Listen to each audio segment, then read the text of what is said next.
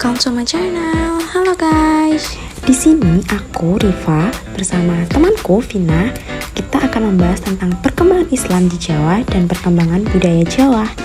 Langsung saja kita bahas yuk dan ngobrol bentar. Halo guys, ketemu lagi sama aku Riva Mauludia. Di sini aku akan membahas tentang sejarah awal perkembangan Islam di Jawa. Sebelumnya, kalian tahu gak sih apa itu kebudayaan Jawa? Kebudayaan Jawa adalah salah satu kekayaan budaya Indonesia yang berasal dari Pulau Jawa, yang mencakup bahasa, seni, adat istiadat, istilah pertanyaan, dan tradisi. Di sini aku nggak sendirian, tapi bersama teman aku, Vina. Kamu ada nggak sih yang mau ditanyain tentang kebudayaan Jawa? Ada. Kira-kira bagaimana sih sejarah awal peradaban Islam di Jawa itu? Oh, sejarah perkembangan Islam di Jawa itu dimulai dari masuknya Islam ke Indonesia itu di daerah pesisir seperti Pasai, Gresik, Goa, Talo, Cirebon, Banten, dan Demak. Ditandai dengan ditemukannya makam Fatimah binti Maimun bin Habibullah dan makam-makam lain ratusan lainnya yang ada di Mojokerto. Nah, dari materi yang tadi aku jelasin, itu tuh suatu agama yang masuk ke suatu wilayah, materi dan ajarannya itu harus membumi. Apa itu membumi? Apa itu membumi? Membumi adalah yang berarti ajaran agama tersebut harus menyesuaikan diri dengan beberapa aspek lokal. Jika tidak bertentangan secara diametral dengan ajaran agama yang bersifat substantif, dengan cara ini, Islam telah mudah diterima di Jawa sejak awal karena para pendakwahnya menyampaikan Islam secara harmonis, yakni merangkul tradisi-tradisi yang baik sebagai bagian dari ajarannya dan masyarakat merasa nyaman menerima Islam sebagai agamanya. Selanjutnya, menurut Azra, historiografi tradisional menyatakan 4 hal, yakni yang pertama, Islam tiba di Nusantara langsung dari tanah Arab. Untuk yang kedua, diajarkan oleh para guru atau mubalik profesional. Yang ketiga, para penguasa adalah orang pertama yang masuk Islam. Dan yang keempat, mayoritas mubalik profesional tiba di Nusantara pada abad ke-12 dan ke-13. Jika kita melihat bagaimana Islam masuk ke Indonesia dari sudut pandang perkembangan, nampaknya jelas bahwa Islam di Jawa mengalami 3 tahap sebagai berikut. Yang pertama, Islam masuk ke Indonesia pada abad 7 Masehi. Yang kedua, mereka menyebar ke berbagai daerah dari abad 7 hingga 13 Masehi. Dan yang ketiga, kemajuan dimulai pada abad ke-13 dan seterusnya. Sementara itu, perkembangan Islam dipengaruhi oleh sejarah Jawa dari akhir abad ke-15 hingga awal abad ke-16. Setidaknya ada 2 perspektif tentang hal ini. Pertama, itu menandai pergeseran dari pemerintahan Hindu-Buddha di pedalaman Jawa Timur ke pemerintahan Islam di pesisir utara Jawa Tengah. Kedua, hal itu menandai puncak Islamisasi di Jawa yang dilakukan oleh para wali. Ada nggak pertanyaan lain yang berkaitan dengan kebudayaan Jawa? Bagaimana alur penyebaran Islam di Jawa? Oh, untuk alur penyebaran Islam di Jawa itu dimulai dari mungkin banyak masyarakat tradisional yang terpengaruh oleh Islam, meskipun faktanya mereka belum sepenuhnya mengintegrasikan Islam ke dalam masyarakat. Beberapa fakta menunjukkan bahwa orang Cempa telah masuk ke dalam Islam. Untuk lebih lanjutnya, kita akan bahas ke slide berikutnya. Orang Cempa diindikasikan menjadi atau menganut agama Islam itu didukung oleh fakta bahwa Putri Cempa dimakamkan sesuai dengan adat istiadat Islam. Selain itu, temuan relief pada beberapa makam di halaman Istana Majapahit membuatnya menyimpulkan bahwa makam-makam tersebut adalah makam Muslim. Tahun yang tertulis menunjukkan bahwa tahun-tahun tersebut adalah masa kejayaan Majapahit. Adanya bukti lain yaitu Candi Peri Bergaya Cempa yang dibangun pada masa pemerintahan Hayam Wuruk. Hal ini semakin meyakinkan bahwa setelah para pemimpin muslim sebelumnya pada masa Fatimah binti Maimun, hubungan dengan Muslim Cempa melalui Darawati membuat Islam semakin dikenal di kerajaan-kerajaan Hindu dan Buddha. Sarana penyebaran Islam awal adalah melalui jalur perdagangan dan pernikahan. Pesantren-pesantren seperti yang dimulai oleh Sunan Ampel yang digunakan jalur pernikahan mirip dengan apa yang terjadi pada Muslim Majapahit dan Darawati di Cempa, seperti Putri Wilatikta dan Raden Rahmat yang menurut Hikayat Hasanuddin disebut Nyai Gede Nila. Keluarga Raden Rahmat dari Empa dianggap sebagai generasi pertama penyebar Islam di Jawa. Mereka kemudian dianggap sebagai tokoh generasi pertama penyebar Islam di Jawa. Ada Trowulan, Gresik, Tuban, Ampel, dan Keraton Majapahit. Jawa Tengah yang pertama kali menganut agama Islam yaitu Jepara Kudus, serta wilayah Alas Roban, Batang, Jepara, dan Kudus selama perjalanan Raden Patah. Ada nggak pertanyaan lain yang tentang budaya Jawa? Ada nih, bagaimana sejarah perkembangan budaya Jawa? Oh, untuk sejarah perkembangan budaya Jawa itu sejak masa penjajahan Belanda hingga saat ini, budaya Jawa telah berkembang seiring dengan migrasi penduduknya secara global. Seperti yang telah kita ketahui, pada masa penjajahan Belanda, penduduk Jawa bermigrasi ke benua Amerika, yaitu Suriname. Tahu kan Suriname? Nah, di mana mereka bekerja sebagai buruh di perkebunan milik Belanda sejak dinasti-dinasti Hindu Belanda berkuasa di Pulau Jawa. Budaya Jawa telah berkembang dan sebagian besar hasilnya terinspirasi oleh unsur-unsur budaya Hindu-Buddha. Untuk contohnya itu ada Keraton Solo dan Keraton Yogyakarta juga menyelenggarakan acara yang dikenal nama Gerebekan. Nah, apa sih Gerebekan itu? Langsung saja kita bahas. Di masa lalu, kata grebek berasal dari frasa gumrebek yang menunjukkan tempat yang riuh, ramai, dan berisik. Tentu saja hal ini menjadi ciri khas dari suasana grebek yang penuh sesak dan ramai. Selain itu, gunungan juga memiliki makna filosofis.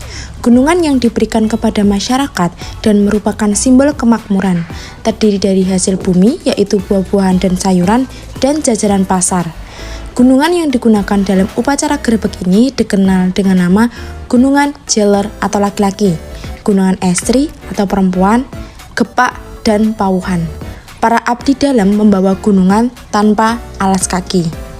Upacara tradisional Grebek Maulid ini melibatkan keraton yang memberikan sedekah kepada masyarakat dalam bentuk gunungan.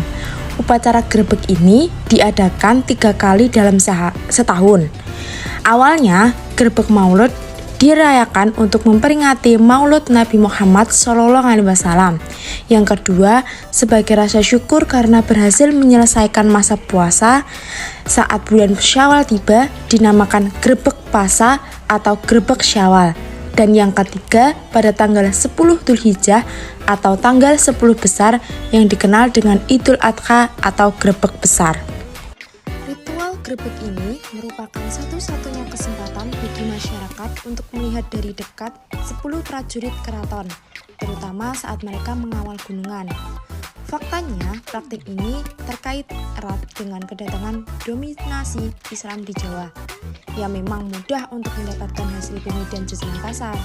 Namun bagi masyarakat Jogja dan Surakarta yang masih memegang teguh tradisi ini, segala sesuatu yang beraroma keraton adalah keberuntungan dan berharga. Hal ini disebut ngalap berkah. Selain unsur ngalap berkah, ritual rutin masyarakat Jogja ini juga menjadi daya tarik wisata. Tentu saja selain menarik banyak pengunjung domestik dan mancanegara, praktik tradisional ini menunjukkan bahwa Kesultanan Ngayogyakarta Hadiningrat bagi masyarakat Yogyakarta lebih dari sekedar pemerintahan. Ia juga merupakan ikon pengabdian rakyat kepada pemimpinnya Sri Sultan Hamengkubuwono X. Meskipun tujuan dari tradisi ini adalah untuk memperingati Hari Besar Islam, banyak orang percaya dengan ikut serta dalam gunungan tersebut dapat memberikan berkah bagi diri mereka sendiri, yang mana hal ini telah mengarah pada kesyirikan kepada Allah Subhanahu wa Ta'ala. Seharusnya pihak keraton yang menjadi tuan rumah perayaan ini mengetahui bahwa tradisi ini telah disalahgunakan. Tradisi ini seharusnya dimulai dengan ceramah agama yang menekankan bahwa keberkahan hanya diberikan oleh Allah Subhanahu wa Ta'ala, dan bahwa berpikir sebaliknya berarti melakukan salah satu dosa terbesar, yaitu syirik atau menghujat Allah Subhanahu wa Ta'ala. Rif, aku mau nanya, apa sih hubungan Islam dengan kebudayaan Jawa? Oh, untuk hubungan Islam dan kebudayaan Jawa itu tidak dapat dipisahkan dalam hal apapun karena keduanya itu saling berkaitan satu sama lain. Islam adalah agama yang tampak bersifat adil, objektif, dan proporsional. Dengan sifatnya adil, ajaran agama mengakui eksistensi dan peran yang telah dilakukan oleh agama-agama yang pernah ada. Dari awal penyebarluasan sampai sekarang, ini banyak dipelopori oleh para wali songo, kiai, dan lain-lain. Proses penyebaran Islam di tanah Jawa ini dibawa oleh para pedagang atau melalui perdagangan, sehingga Islam yang mempunyai keramahan paling tinggi, toleran, serta sopan santun hingga menaklukkan penduduk yang ada di wilayah sekitar.